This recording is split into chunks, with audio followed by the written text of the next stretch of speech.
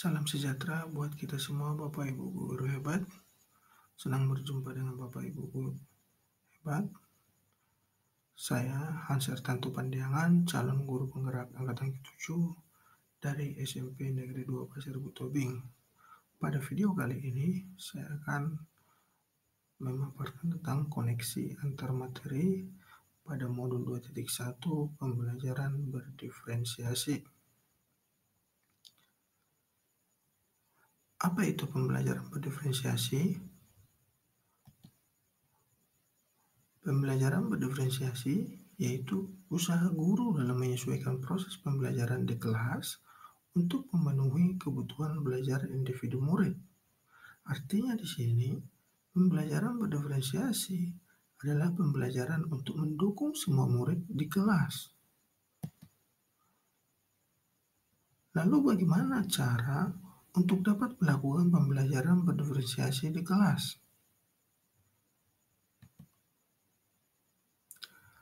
Agar dapat melakukan pembelajaran berdiferensiasi, guru harus pertama memahami tujuan pembelajaran, yang kedua mengetahui dan merespon kebutuhan belajar murid, yang ketiga menciptakan lingkungan belajar yang mengundang murid untuk belajar, yang keempat melakukan manajemen kelas yang efektif, dan yang kelima melakukan penilaian berkelanjutan. Berkaitan dengan kebutuhan belajar murid, guru harus memahami 3 aspek berikut. Yang pertama, kesiapan belajar murid atau readiness. Yang kedua, minat murid. Yang ketiga, profil belajar murid. Yang mana kesiapan belajar murid adalah mengharuskan guru untuk menilai pengetahuan awal dan menentukan apa yang telah murid ketahui dan di mana murid berada. Sedangkan minat murid yaitu minat pada setiap anak pasti berbeda-beda.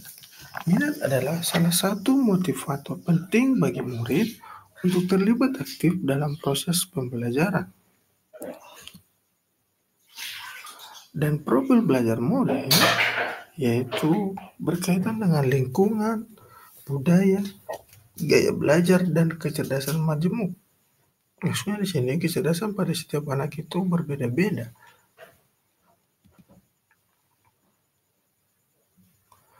Kebutuhan belajar murid itu dapat diidentifikasi berdasarkan cara-cara berikut ini. Yang pertama, mengamati perilaku murid. Yang kedua, mengidentifikasi pengetahuan awal. Yang ketiga, mereview dan melakukan refleksi terhadap praktik pengajaran. Yang keempat, berbicara dengan guru sebelumnya. Yang kelima, membaca rapot murid di kelas sebelum memasuki ruangan. Yang keenam, menggunakan berbagai penilaian formatif dan diagnostik. Strategi untuk mendiferensiasi pembelajaran dapat dilakukan dengan 3 tahapan. Yang pertama, dengan diferensiasi konten, diferensiasi proses, dan diferensiasi produk. Yang mana diferensiasi konten yaitu berkaitan dengan apa yang kita ajarkan seperti materi, konsep, atau keterampilan yang perlu dipelajari berdasarkan kurikulum.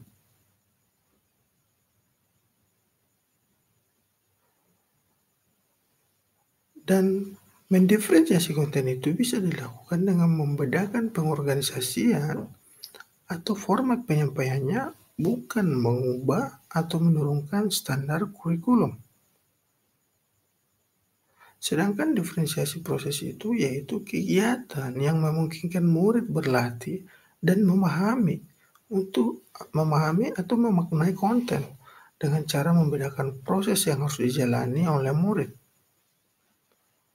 Dan diferensiasi produk itu yaitu bukti yang menunjukkan apa yang murid telah pahami dengan cara membedakan, memodifikasi produk sebagai hasil belajar murid, hasil latihan, penerapan, dan pengembangan apa yang telah dipelajari. Yang menjadi pertanyaan, adakah keterkaitan antara modul pembelajaran berdiferensiasi dengan modul yang lain? Tentu saja ada. Untuk dapat melakukan pembelajaran berdiferensiasi, maka guru harus berusaha memenuhi kebutuhan belajar anak sesuai dengan kodrat alam dan kodrat zaman berdasarkan filosofi Ki Hajar Dewantara.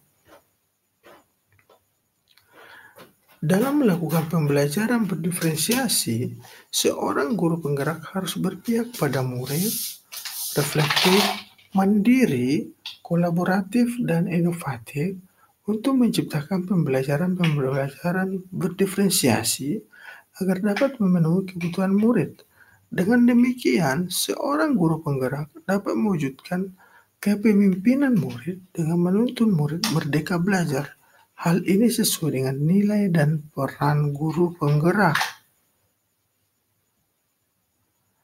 Dan pembelajaran berdiferensiasi itu dapat menjadi salah satu strategi untuk mewujudkan visi guru penggerak yang berpihak pada murid. Dan dalam pelaksanaan pembelajaran berdiferensiasi antara guru dan murid harus ada kesepakatan kelas terlebih dahulu agar proses pembelajaran dapat berjalan dengan baik sesuai dengan nilai-nilai budaya positif. Demikianlah pemaparan tentang koneksi antar materi modul 2.1. Terima kasih, salam dan bahagia.